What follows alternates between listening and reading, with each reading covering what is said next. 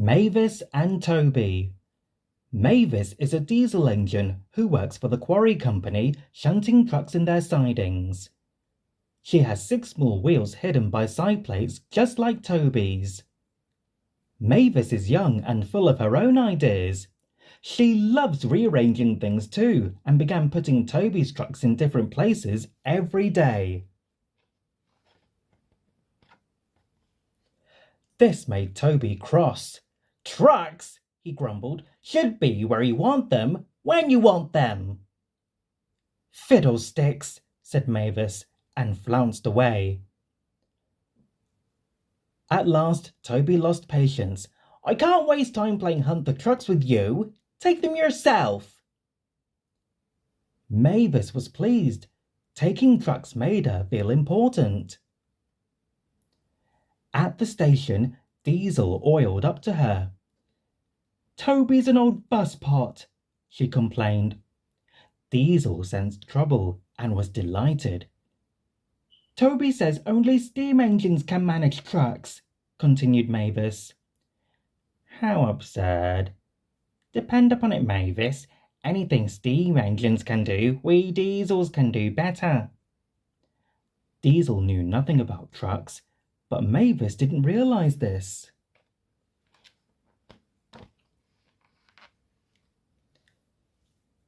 Toby's line crosses with the main road behind the station and, for a short way, follows a farm lane. Frosty weather makes the muddy lane rock hard and very slippery. Toby stops before reaching the lane. His fireman halts the traffic at the crossing, and then he sets off again. By using the heavy trucks to push him along, he has no trouble with the frosty rails in the lane. It was the only safe thing to do in this kind of weather. Toby warned Mavis and told her just what to do. "I can manage, thank you," she replied. "I'm not an old busspot like you." The trucks were tired of being pushed around by Mavis. "It's slippery," they whispered. "Let's push her around instead." On! They yelled. Mavis took no notice. Instead, she brought the trucks carefully down the lane and stopped at the level crossing.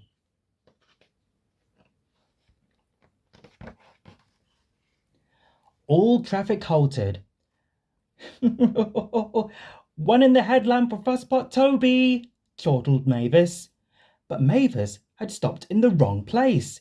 Instead of taking Toby's advice, she had given the trucks the chance they wanted. "Hold back! Hold back!" they cried. "Grrr up!" ordered Mavis. The trucks just laughed and her wheels spun helplessly. Workmen sanded the rails and tried to dig away the frozen mud, but it was no good. Everyone was impatient. "Grrr! Ah!" wailed Mavis.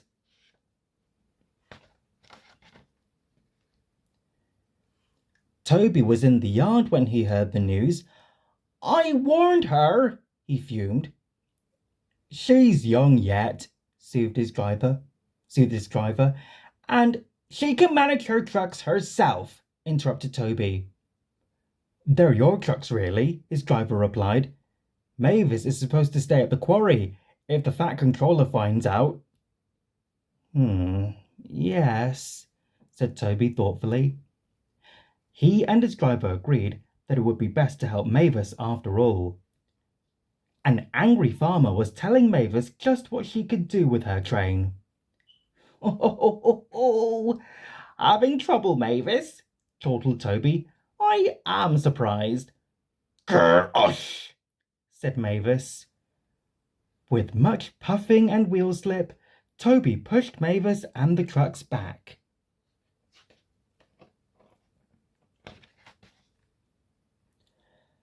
The hard work made his fire burn fiercely, and his fireman spread hot cinders to melt the frozen mud.